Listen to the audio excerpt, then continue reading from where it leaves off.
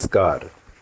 आप सुन रहे हैं द बॉलीवुड रेडियो और मैं हूं आपके साथ आकाश। दोस्तों, आज के इस पॉडकास्ट में एक किस्सा 80 के दशक के उस धुरंधर हीरो का जिसने 20 फिल्मों से अमिताभ बच्चन के सिंहासन को हिला दिया था। हम बात कर रहे हैं विनोद खन्ना की। 70 और 80 का दशक angry young man Amitabh Bachchan का दौर था।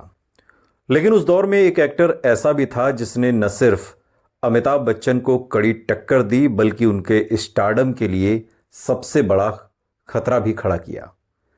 विनोद खन्ना एक ऐसी पर्सनैलिटी जिसका स्वैग, कद काठी और एक्टिंग स्किल्स उस दौर के हर नौजवान का सपना था। विनोद खन्ना की सफलता ऐसी थी कि फिल्म क्रिटिक्स और ट्रेड पंडितों ने उन्हें अगला नंबर 1 घोषित कर दिया था। आज के इस पॉडकास्ट में हम आपको उन 20 फिल्मों के बारे में बताएंगे जिनके जरिए विनोद खन्ना ने बॉलीवुड में धूम मचा दी। विनोद खन्ना ने अपने करियर की शुरुआत एक विलेन के तौर पर की थी, लेकिन जल्दी ही वो अपनी कड़ी मेहनत से लीड हीरो बन गए और उनकी इन फिल्मों ने रिकॉर्ड तोड़ बॉक्स ऑफिस कलेक्शन करने भी शुरू किए। अपने करियर की शुरुआत में उन्होंने मुकद्दर का सिकंदर में भले ही सपोर्टिंग रोल किया हो, लेकिन उनकी स्क्रीन प्रेजेंस ने दर्शकों का दिल जीत लिया। और इसी तरह अमर अकबर एंथनी में अमर के रोल में उनकी सादगी और फिर हेरा फेरी में एक्शन और कॉमेडी के उनके मिक्स ने यह साबित कर दिया कि वो किसी भी बड़े स्टार को टक्कर दे सकते हैं। परवरिश में उनके काम ने लीड एक्टर से ज्यादा ध्यान खींचा, जबकि फिरोज खान की कुर्बानी ने उन्हें अल्टीमेट स्टाइल आइकॉन के तौर पर स्थापित कर दिया। खून पसीना जैसी फिल्मों में अमिताभ बच्चन के साथ उनके क्लैश ने थिएटर में सीटियां बजवाईं, जबकि द बर्निंग ट्रेन जैसी मल्टी स्टारर फिल्मों में भी उन्होंने अपनी लीडिंग मैन इमेज को पूरे जोश के साथ बनाए रखा।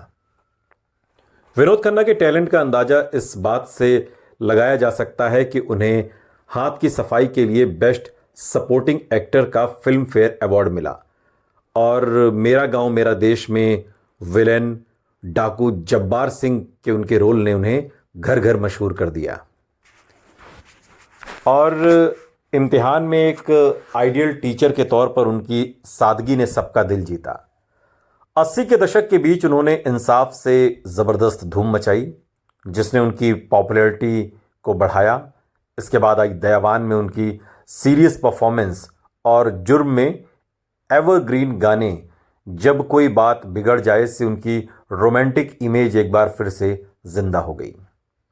बाद के दिनों में चांदनी में एक सीरियस लवर के रोल और बंटवारा और छतरी जैसी फिल्मों में अपने राजपूती अंदाज से दर्शकों को लुभाया। एक्शन के मामले में महासंग्राम फिल्म और उनकी यूनिफॉर्म का जो पूरा एक तरीके से ऑरा था, वो पुलिस और मुजरिम फिल्म ने उनके मजबूत इरादों को दिखाया। उनके रिटायरमेंट से ठीक पहले रिलीज हुई रिश्ते कागज का और हेलेन के साथ उनकी बेहतरीन केमिस्ट्री लहू के दो रंग आज भी उनकी एक्टिव वर्सटैलिटी की गवाही देती है।